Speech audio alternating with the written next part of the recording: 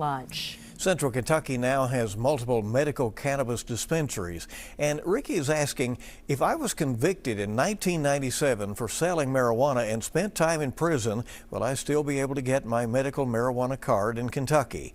Here's Victor Puente with the answer to that good question. Yes, you probably still can get a medical cannabis card in Kentucky as long as a few qualifications are met. A felony conviction does not automatically disqualify someone from Kentucky's program. There are disqualifying felony offenses. Those can include drug charges, but there's a time limit component to those. The one disqualifier that does not have a time limit is a conviction that resulted in someone being classified by the Department of Corrections as a violent offender. Those convictions include crimes like capital offenses, Class A felonies, felony sexual offenses, and sex crimes against minors.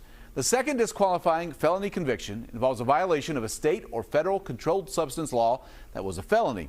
However, that one comes with two exceptions.